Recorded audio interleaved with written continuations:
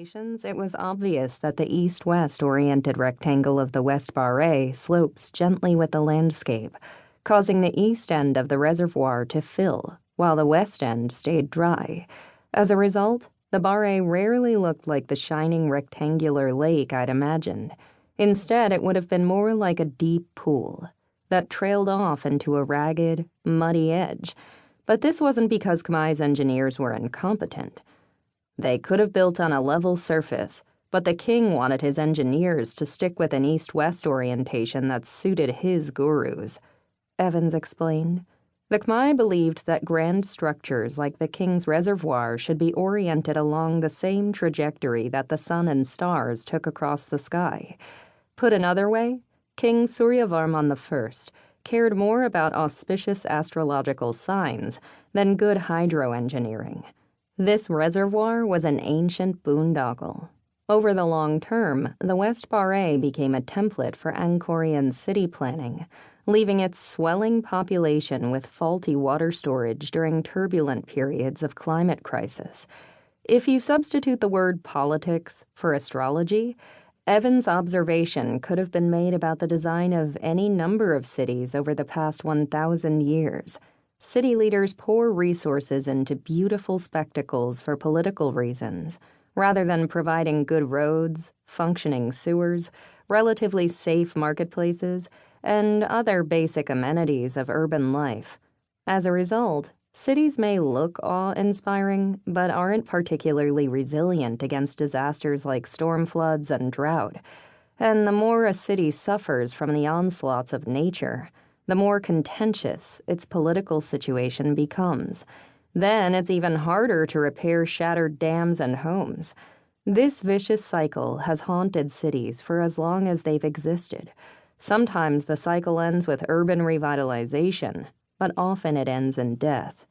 At Angkor's height in the 10th and 11th centuries, its kings controlled thousands of workers. These were the people who built the city's palaces, temples, roads, and ill-conceived canals.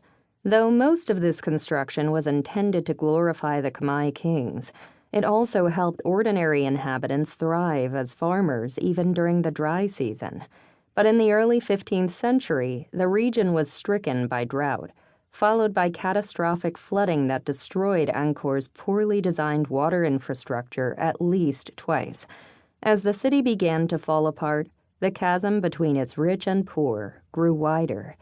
Within decades, the Khmer royal family moved their residence from Angkor to the coastal city of Phnom Penh.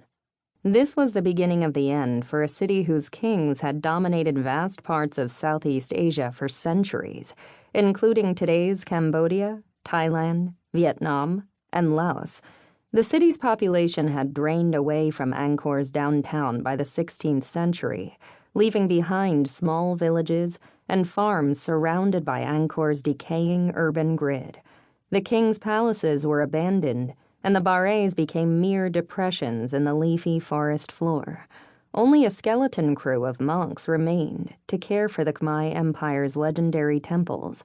In the 19th century, a French explorer named Henri Mouhot claimed he'd discovered the lost city of Angkor.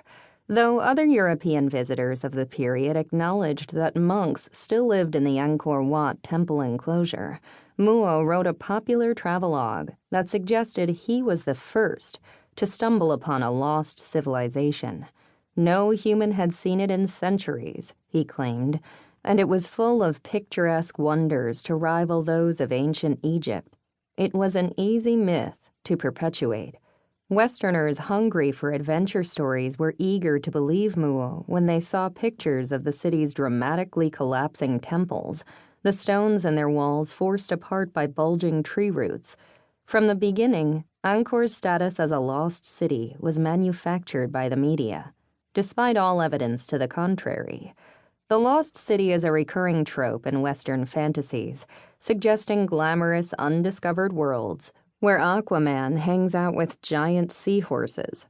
But it's not just a love of escapist stories that make us want to believe in lost cities. We live in an era when most of the world's population lives in cities, facing seemingly unsolvable problems like climate crisis and poverty.